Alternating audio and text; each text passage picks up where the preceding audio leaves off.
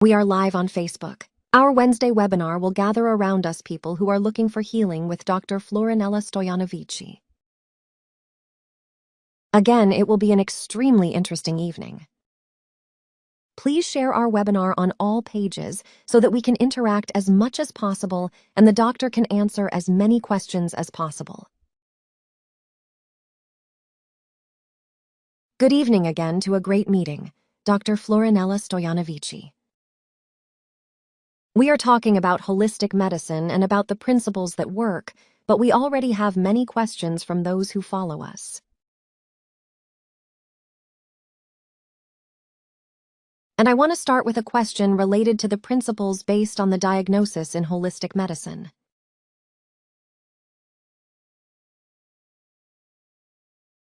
Of course, good evening to everyone. The principles are those that are usually in medicine and are specific to this part of biochemistry and physics and human biology.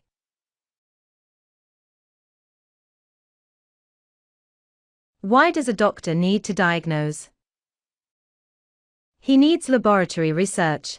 He needs a sophisticated diagnostic device and his medical knowledge. These are the three instruments that diagnose a patient from one end to the other. And here I am referring a little to this part of biochemistry, respectively to the analysis that has developed more and which is very good, because it investigates at the level of the tumors, at the level of the tissues, that is, in blood, at the level of urine tests and also through biopsy, it investigates the physical body. What can we find out? We can find out about bacteria, about viruses, we can also do research on certain germs, to use antibiotic methods to see what they are sensitive to, and we can also detect antibodies. We can find out the state of the immune system. We are interested in the number of lymphocytes in the blood and not only. We can also find out about hematopoiesis, about the quality of the blood. We can find out many things through laboratory analysis. But in addition to this research, which is strictly in the physical body, we need, in addition to the mind of the doctor, who will have to put all this information in place, we also need equipment. Why do we need equipment? Because we went from the usual stethoscope, we went to sophisticated equipment, which will show us the exact diagnoses of serious diseases, and which can somehow save us. And in the framework of this equipment, the conception of this equipment, the medical world has evolved.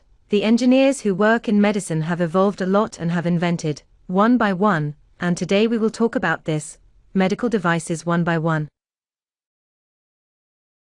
We will see what principles they are based on and we will see a kind of history of these devices, how they were conceived, because you will see some very interesting things. I can't wait to find out everything, but I would like to intersperse with questions from those who follow us and who can't wait to ask questions. For example, what homeopathy kit should we have at home for babies? Homeopathy is still an approach to holistic medicine. Yes, it is a kit that consists of over 60 remedies. Now, I personally bought 60 remedies because I am a homeopathic doctor. My daughter is also specialized. I taught her homeopathy, although it is not accredited, but for her personally. My granddaughter, whom I trained, is so used to homeopathic remedies, even from when I was her mother's baby, when I woke up with her when she was a baby and had a lot of remedies around, that she almost played with them. They became her toys. She felt the vibration and put them everywhere. She got drunk in this very big trousseau.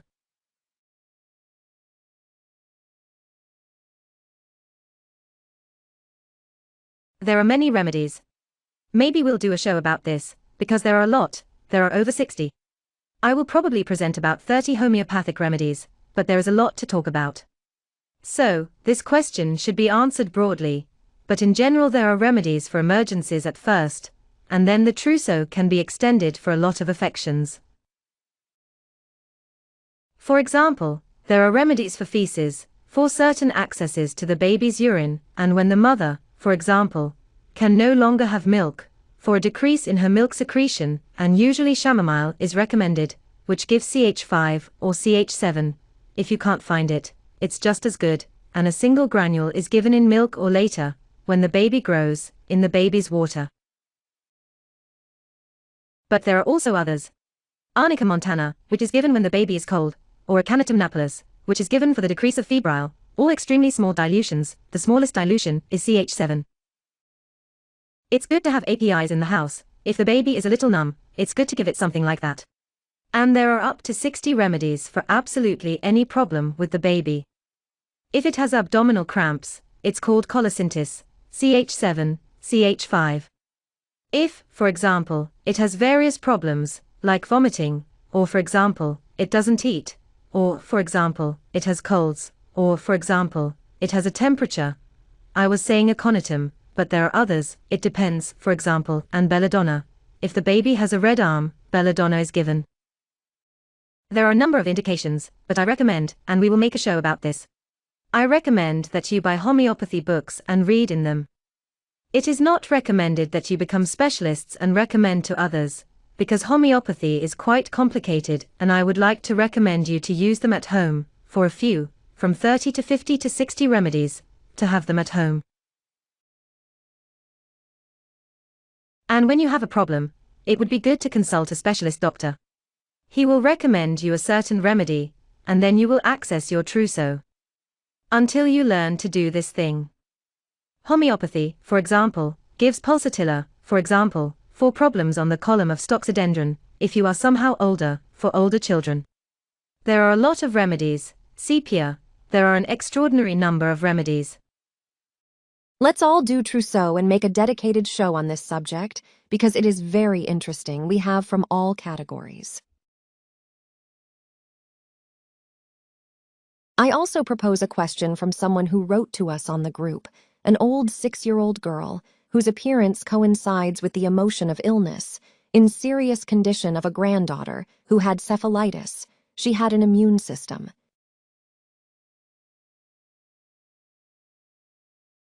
The granddaughter did well, the mother-in-law or grandmother did not do well, but remained with the girl. Even if she had an ear treatment, it was not resolved until today. Spongia is a homeopathic remedy for stoxodendron, but in general, stoxodendron presupposes a blockage at the level of the vocal cords, usually an inflammatory blockage, and inflammation at the level of the throat presupposes a hepatic problem. And then I recommend to the doctor to evaluate the liver, to treat the liver to solve the blockage. To treat the liver with the apparatus. I work with the apparatus. There are many methods to treat the liver, but now, since I work in this field and because I am a person who for 15 years has not taken anything, not even aspirin, I treat myself normally and in all my clinics. I treat myself totally natural, except with homeopathic remedies. But there are other treatments, of course, with detoxifying plants, but in holistic medicine we work a little on the target and we have some spectacular results, because we use these devices that we will talk about today, such as the electrosomatograph, which makes us connect, for example, between the blockage of the throat and the liver. There you can see that there is a problem with the liver. Of course, the patient's and the doctor's credibility increases, but the patient also begins to see the results, to be aware of them and to make jumps. And if we still got to the discussion of medical devices, I would like to ask how they appeared, what was the debut in the medical apparatus, to inform about the history of the evolution of medical devices.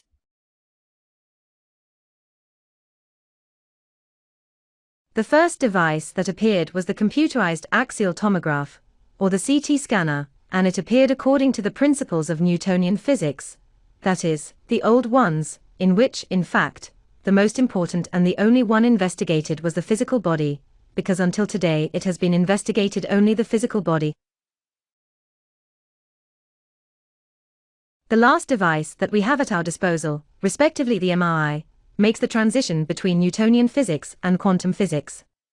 But the first time the baby appeared was the CT scanner, or computerized axial tomography, and it works, as you believe, by sending a thin beam of light.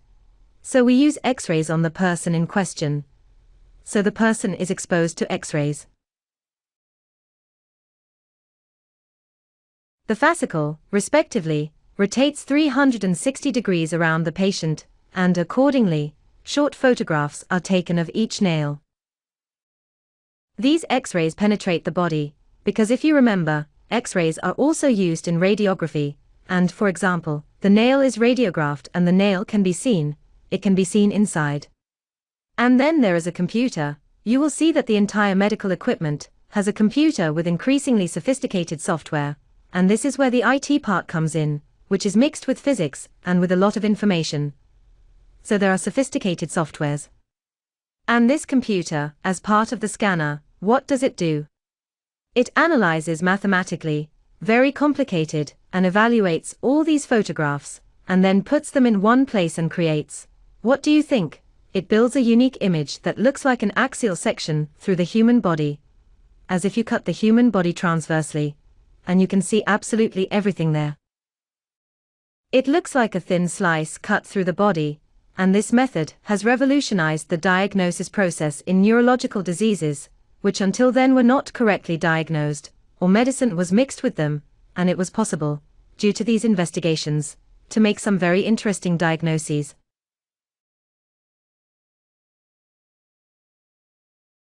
Due to this ability of the scanner to see inside the brain tissue of the body, it was possible to reach the early diagnosis in tumors, and it was the first victory won in medicine, so that a patient could be diagnosed with a tumor a little earlier than fatal for him.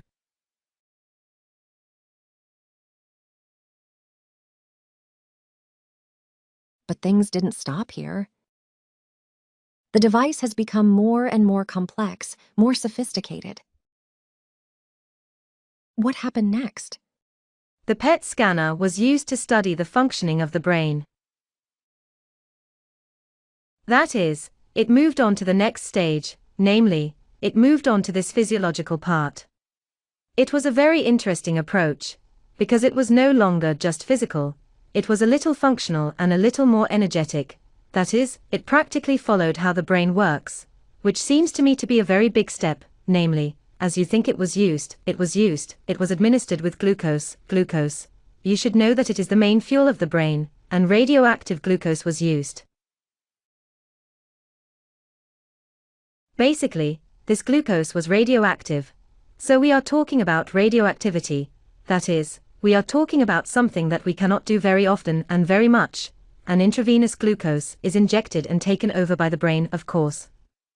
This radioactive glucose is a positron emitter, and these positrons are captured by this PET scanner. Around the patient's head there are many scintillation detectors, and in the end the scanner shows an image, just like in the tomograph computer, which looks like a CT scan of the head, but it is based on the cellular activity of the different parts of the brain.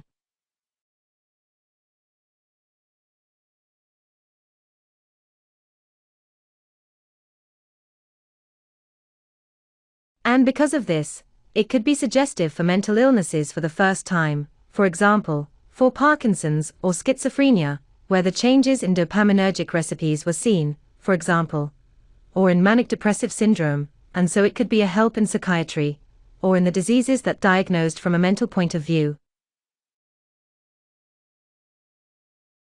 I would like to take some more questions.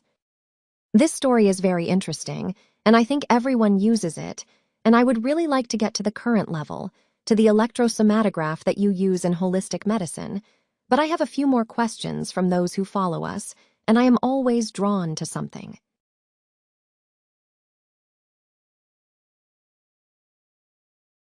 There are people who applied to the classical medicine services, but they are not satisfied. They want more. They want to understand. For example, we have a question for a lady who was operated on twice on her lumbar hernia, the last time 4 months ago, and since then, although she had 2 operations, she has very severe pain on the sciatic nerve, on both legs, which she can barely stand after these 2 operations.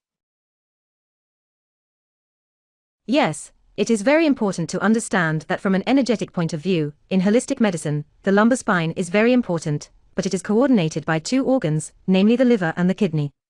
In other words, Everyone, absolutely everyone who has problems with the lumbar spine, has problems first with the liver and the kidney.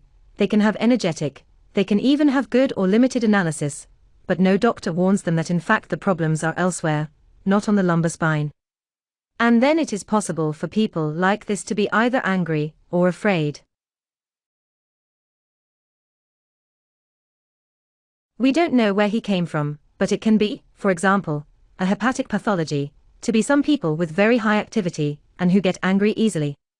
Then, after the liver has healed due to their temperament and excessive work and the fact that they want to do a lot,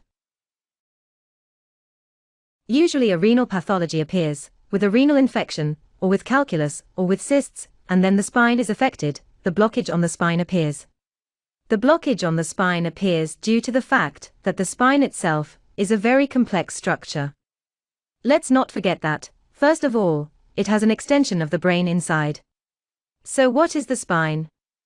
It is a kind of extension of the protected external brain, because the rest of the brain is protected in the cranial box. This extension is protected at the level of the vertebral bodies, and these vertebral bodies, you should know that they are run by kidneys, because they are bones, and absolutely all the bones, including the vertebral bodies, are run by the kidneys.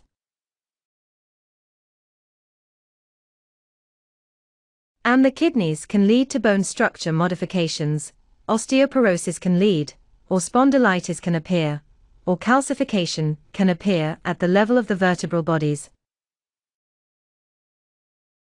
And that area of limitation, or the area where the intervertebral discs are, and how close the discs and vertebrae are to each other, is regulated by tendons, by ligaments.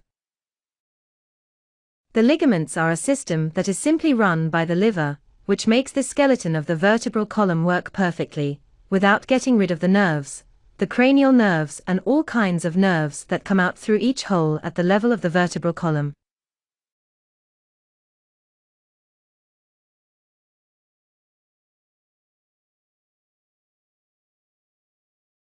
So, if there are problems at the level of the ligaments, we have problems with the liver, and if there are problems at the level of the bones, we have problems with the kidneys. And I bet, as much as you want, that the person who wrote to us, I think he knows about another problem that he has, hepatic or kidney, and it would be good if he writes to us, if he can, and follows us, to give us feedback on this subject.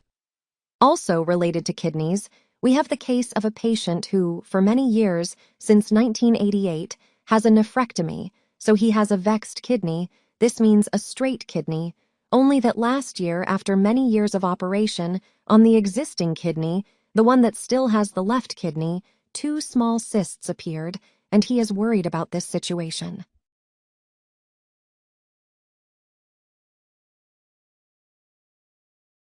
Yes, it is normal to be worried, because we are talking about a unique kidney now, which is also sick, and you have to know that it is indeed a delicate subject, but the kidney cysts, in general, do not have treatment in conventional medicine, because there is no clear approach to them other than their extirpation, which I do not recommend, because it is possible that when they are eliminated, others appear, and then it is better to work on the cause. Let's see why these cysts appeared, and the can also confirm to us afterwards, if he sees us, that in fact these cysts, which are treated in holistic medicine, we are the only ones who have the frequency of dissolving, neutralizing, reducing the cysts.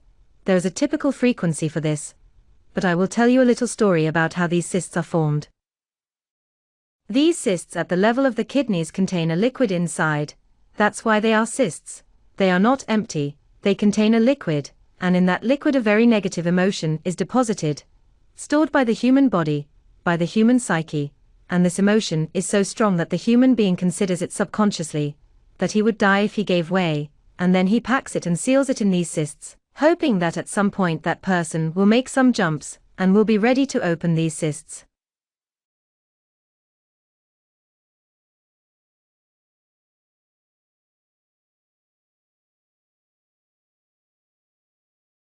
Process the emotion to eliminate it.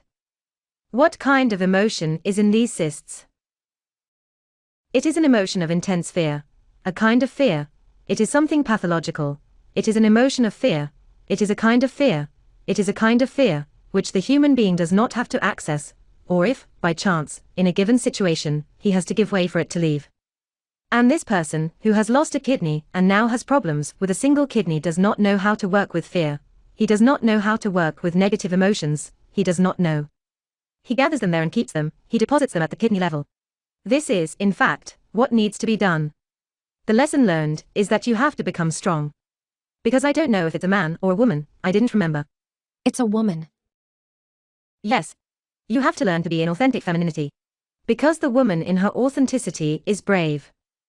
And I'll give you an example in other webinars and shows that a woman is braver than a man and has a more divine attitude in the face of danger. Because she is able, compared to a man, for example, who, if he has a tank in front of him, so he attacks the tank with a grenade to save himself, the woman, if she has a child in her arms, puts herself in front of the tank and then the tanker stops. It is very important for us, as women, due to our connection with divinity, we have some inspirations, we have some spiritual connections, much greater, which allow us to access a courage that the woman who gives birth to him has. The woman who has him in her arms and survives and manages to conquer everything and make all the Christian monuments, the woman is very strong and brave. And here is a lack of femininity, God forbid, a lack of authenticity, an auto-aggressive way of managing problems and emotions in one's life, in this incarnation, or maybe in other lives. It is absolutely fascinating, like an encyclopedia of all this information. I also address a question from those who follow us. They say that they have recently been diagnosed with hyperthyroidism. I do not give their names, because many people who follow us, they want to appear confident in their bodies, but they are absolutely real cases who wrote to us, who follow us. They say they have been diagnosed with hyperthyroidism.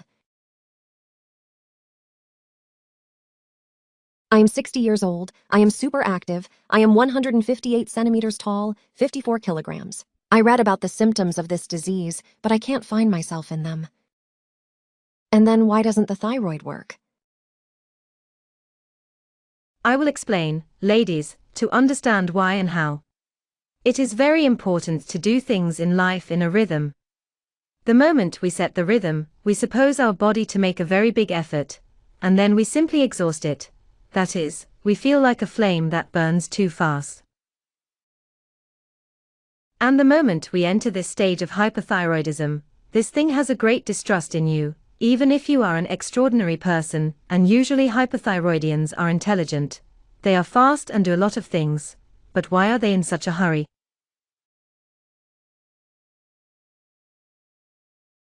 Because in fact they are afraid and have no trust in them that they will get out.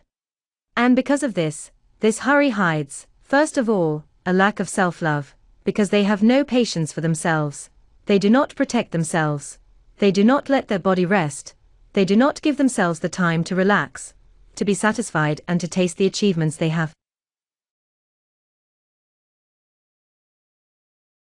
And it is somehow a disease with time here.